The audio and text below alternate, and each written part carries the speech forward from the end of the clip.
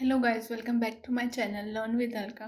सो आज के इस वीडियो में मैं कवर करने वाली हूँ कि एलिजिबिलिटी क्राइटेरिया क्या है टीजीटी नेचुरल साइंस के लिए। क्योंकि जैसे कि मैंने देखा आप लोगों को बहुत ज़्यादा कन्फ्यूजन है कि एक्चुअल में क्राइटेरिया है क्या, एलिजिबिलिटी क्राइटेरिया है क्या कि आप टीजीटी की नेचुरल साइंस के लिए फॉर्म फिल कर सकते हो, एलिजिबल हो या नहीं हो।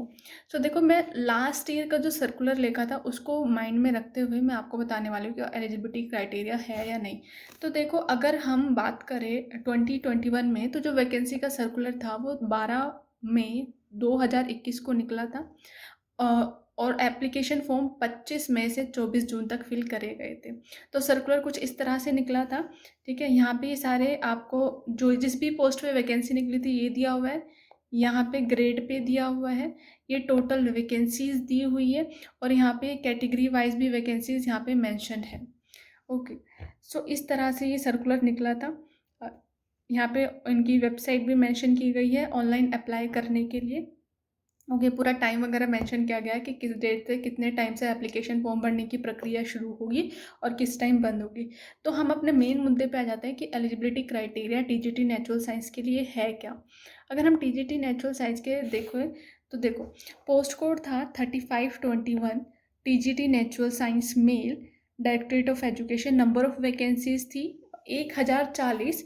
और यहाँ पे देखो कैटेगरी वाइज भी सब कुछ मैंशन है कि कितनी वैकेंसीज है। तो देखो, अगर हम बात करें कि क्या क्या रिक्वायरमेंट्स होती है, क्या क्या एजुकेशनल क्वालिफिकेशन चाहिए, ठीक है, तो इन्होंने क्या मांगा था आपसे? बैचलर्स डिग्री, ऑनर्स या फिर पास या फिर उससे इक्विवेलेंट कोई डिग्री आपके पास होनी चाहिए विद मिनिमम 45% ऑफ मार्क्स, जिसमें ड्यूरिंग द डिग्री टाइम आपके पास एक इलेक्टिव सब्जेक्ट होना चाहिए। कौन सा, किस में से एक होना चाहिए? या तो इंग्लिश या मैथमेटिक्स या नेचुरल फिजिकल साइंस या फिर सोशल साइंस, इनमें से एक इलेक्टिव सब्जेक्ट आपने डिग्री के टाइम पर पढ़ा हुआ होना चाहिए।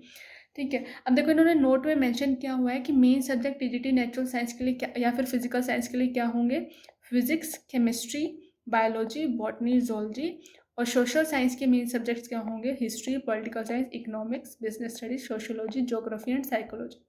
ठीक है, लेकिन अब देखो उन्होंने ये भी मेंशन किया गया है, अगर आप SC ST से हो या फिर फिजिकली हैंडीकैप्ड हो या फिर आपने पीजी किया हुआ है, तो आपको जो 45% मिनिमम मार्क्स है उसमें रिलैक्सेशन मिलेगा। ठीक है, सेकंड रिक्वायरमेंट क्या है कि आपने डिग्री या फिर डिप्लोमा किया होना चाहिए ट्रेनिंग एजुकेशन में, जिसमें ये बीएड या फिर किसी डिप्लोमा की बात कर रहे हैं, इससे बीएड या फिर उससे इक्विवेलेंट कोई डिग्री की बात कर रहे हैं। ठीक है, आपको वर्किंग नॉलेज होनी चाहिए हिंदी की। मेनली ये बात कर रहे हैं कि आपके पास 10th तक आपने हिंदी पढ़ी हुई होनी चाहिए, जो एज अ प्रूफ काम करेगी। आप 10th की जो मार्कशीट है वो एज अ प्रूफ काम करेगी कि आपने हिंदी पढ़ी हुई है। ठीक है, आपने सीटेट क्वालिफाई किया होना चाहिए। सीटेट सीबीएसई कंडक्ट करता है, 150 मार्क्स का होता है। ठीक है, इसमें अगर आपके 90 और 90 अबव मार्क्स है तो आप क्वालिफाई कर जाते हो, इसमें कोई मेरिट नहीं बनती, आपके पास 90 या 90 से ऊपर मार्क्स होने चाहिए। ठीक है, अब देखो एक और इन्होंने नोटिस दिया हुआ है कि जो आपका कंसर्न सब्जेक्ट है वो आपने 2 साल तक रेगुलर पढ़ा होना चाहिए। ठीक है, अगर आपने इलेक्टिव सब्जेक्ट भी 2 साल तक रेगुलर पढ़ा हुआ है तो वो भी एज अ मेन सब्जेक्ट आपका काम कर सकता है। सपोज करो अगर मैंने इंग्लिश 2 साल तक रेगुलर पढ़ा है, ठीक है, वैसे मैं बीएससी कर रही हूँ, लेकिन अगर इंग्लिश मैंने 2 साल तक अपने इलेक्टिव सब्जेक्ट इंग्लिश को इलेक्टिव सब्जेक्ट चूज़ किया और मैंने 2 साल तक उसको रेगुलरली पढ़ा है ड्यूरिंग ग्रेजुएशन, तो मैं इंग्लिश के लिए भी एलिजिबल हूँ, टीजीटी इंग्लिश के लिए भी। ठीक है, so this was the requirement of TGTs natural science. ठीक है, यहाँ पे पे स्केल मेंशन किया गया है। ठीक है, एज रिलैक्सेशन भी है। देखो, एज इसकी जो है बिलो 32 ईयर्स से अप्लाई कर सकते हैं, लेकिन कैटेगरी वाइज एज रिलैक्सेशन भी दिया हुआ है, जो पैरा नंबर 7 में है वो मैं अभी दिखा दूंगी आपको।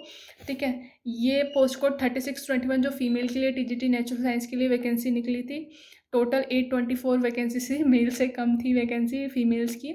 ठीक है, और यहाँ पे आपको कैटेगरी वाइज सारा डिवीजन दिया हुआ है।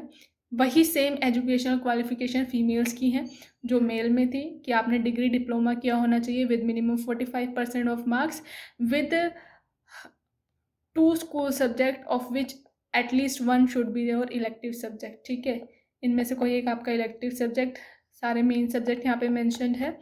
ये रिलैक्सेशन इनको दिया हुआ है डिप्लोमा होना चाहिए, डिग्री होनी चाहिए ट्रेनिंग एजुकेशन में, वर्किंग नॉलेज हिंदी की होनी चाहिए, सीटेट क्वालिफाई होना चाहिए, यही सब है।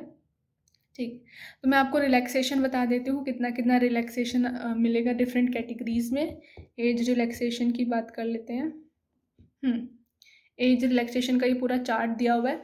देखो, अगर आप SC/ST कैटेगरी से, देखो 32 ईयर्स क्या है मिनिमम, तो अगर आप SC/ST कैटेगरी से बिलोंग करते हो तो 32 प्लस इसमें 5 ऐड कर दीजिए, तो मिनिमम अगर आप इससे कम एज के हैं तो आप फॉर्म फिल कर सकते हो। 37 या फिर 37 से कम एज के हैं तो आप फॉर्म फिल कर सकते हो। OBC को 3 ईयर्स का रिलैक्सेशन, मतलब मिनिमम एज कितनी होनी चाहिए, मैक्सिमम एज इज 35 ईयर्स। ठीक है, PWD को 10 ईयर्स का रिलैक्सेशन है, PWST को एंड SC/ST को 15 ईयर्स है। PWD हो और आप OBC कैटेगरी से भी बिलोंग करते हो तो 13 ईयर्स का है। अगर आप डिपार्टमेंटल कैंडिडेट रहे हो 3 ईयर्स तक तो भी आपको 5 ईयर्स का क्या है, रिलैक्सेशन मिलेगा। ठीक है, अगर आप मेरिटोरियस स्पोर्ट्स पर्सन हो तो आपको 5 ईयर्स का रिलैक्सेशन मिलेगा। आप मेरिटोरियस स्पोर्ट्स पर्सन हो और SC/ST कैटेगरी से बिलोंग करते हो तो 10 ईयर्स का, और अगर OBC से बिलोंग करते हो, स्पोर्ट्स पर्सन हो तो 8 ईयर्स का। ठीक है, एक्स सर्विस मैन हो तो period of military service plus 3 years, जितने साल आपने वो किया है, मिलिट्री में रहे हैं, और उससे 3 ईयर्स ऐड कर दीजिए। ठीक है, डिसेबल्ड हैं तो 45 ईयर्स का डिसेबल्ड है और SC/ST कैटेगरी से बिलोंग करे तो 50 ईयर्स आपकी मिनिमम एज होगी। ठीक है, सॉरी मैक्सिमम एज होगी जिसमें आप फॉर्म फिल कर सकते हो, और OBC के लिए 48 ईयर्स। विडोज हो, डिवोर्स्ड हो तो up to the age of 35 years आप फॉर्म फिल कर सकते हो। 40 ईयर्स अगर आप SC/ST से बिलोंग करते हैं, और 38 ईयर्स अगर आप OBC से बिलोंग करते हो। ठीक है, so this was the relaxation extent of age concession जो दिया गया है डिफरेंट कैटेगरीज को। ठीक है, I hope you liked my video. Do like, share and subscribe to my channel. If you have any doubt or query, you can put it in my comment box. I will answer it there. Thank you so much.